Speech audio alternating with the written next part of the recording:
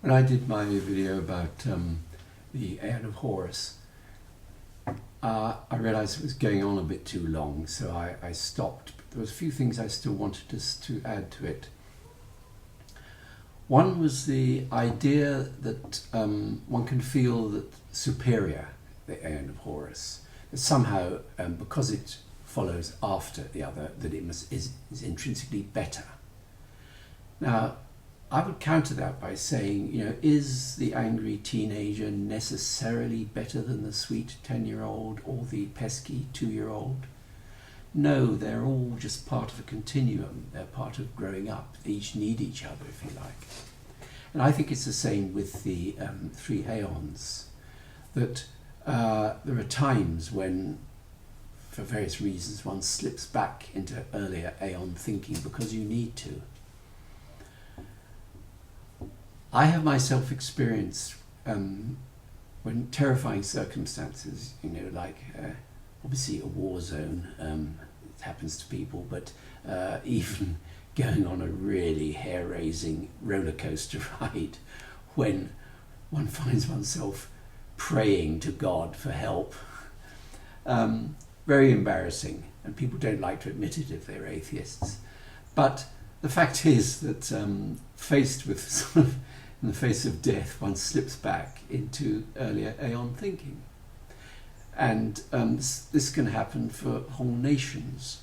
When a nation is feeling insecure, very often there's this call for, we want a strong leader, and they vote for someone on those lines. Now, I think, to me, there's a bit of a confusion there, because very often what they want is a strong ruler. The difference, as I see it, is that a ruler is a person who faces the people and gives orders, tells them what to do. In other words, an Aeon of Isis king. Whereas a leader is someone who doesn't face the people, he looks away, does their own thing, but sets such an example that everyone wants to follow.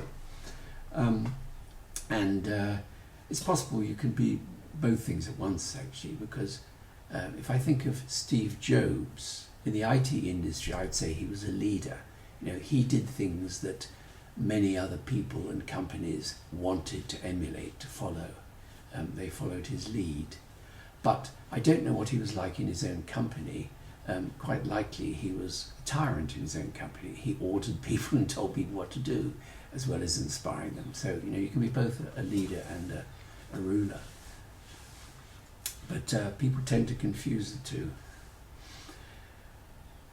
Now, the other thing is, I'd mentioned that one of the main attacks on Thelema and Aeon of Horus thinking from people who are in an earlier Aeon and are feeling insecure, they will say, well, unless you have these standards or these good examples to follow, it'll all just collapse into chaos and anarchy. And I argued against that, saying, and giving my example of the sort of iterative method, rather like Crowley's The Method of Science, where you can take a stand, but you can test it because it is your own stand, not something absolute that is written out there, either in the form of a scripture or in the form of a perfect example that you need to follow. And if, for example, and you see the other version of this attack, when I draw the comparison of that with finding one's true will, you're finding solutions is in an iterative way, you're testing and you're getting closer and closer to your true will. People say, well, if you believe in that, again, you can't have any standards, can you? Because let's take your example of the anti-Nazi, killing Nazis. How do you know that it isn't the person's true will to be a Nazi? And then you have to leave them alone. Now, you see, that again is the wrong thinking, because you're not thinking about what is your will. You'll start imagining what other people's wills might be. And it's like that example I gave of Mary Whitehouse, the moral campaigner, who her argument was, she'd look at a book of pornography or a movie and say, good heavens, if the general public looks at this, they're all going to go out and commit rape and murder. She's making an assumption that that is how other people react in the face of this thing. And my answer to that is, well, did it make you want to go out and rape and murder? No, quite the opposite. It made you feel even more sort of prudish and censorious.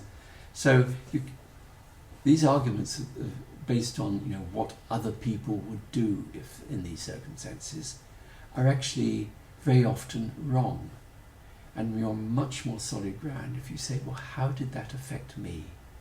When I read the 3rd chapter of the Book of the Law, does it make me want to go out and kill people? In my case, it certainly didn't. So in the case of the anti-Nazi who decides that his will is to kill Nazis, and then he comes up against a Nazi who thinks that being a Nazi is his true will. If they're both in sort of Aeon of Isis level, then the one is a Nazi because he thinks it's absolute truth. The other is anti-Nazi because he thinks that Nazism is absolute evil, and that's totally non-negotiable. If it's more like the Aeon of Osiris thing, there's a little more room to play with. The one is a Nazi because he thinks that Hitler is a magnificent leader and he wants to follow him. The other is anti-Nazi for similar reasons. He thinks that Hitler's very flawed and a bad person to follow.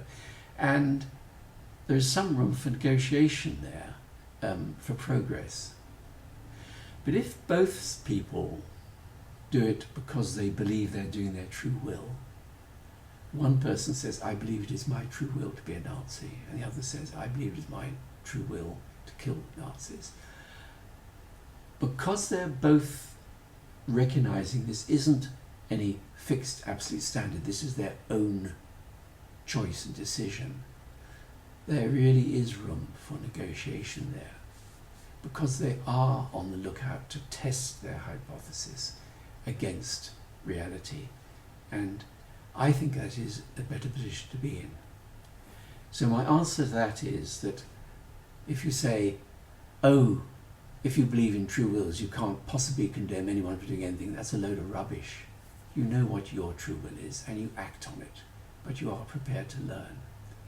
Just as if you don't have these absolute standards, then everything collapses to chaos and anarchy, that's a load of rubbish, because people don't inherently like chaos and agony. They need a bit of stability and they'll find ways to seek it. So that was two things that I wanted to add. And I think there's another one, but I can't remember what it was.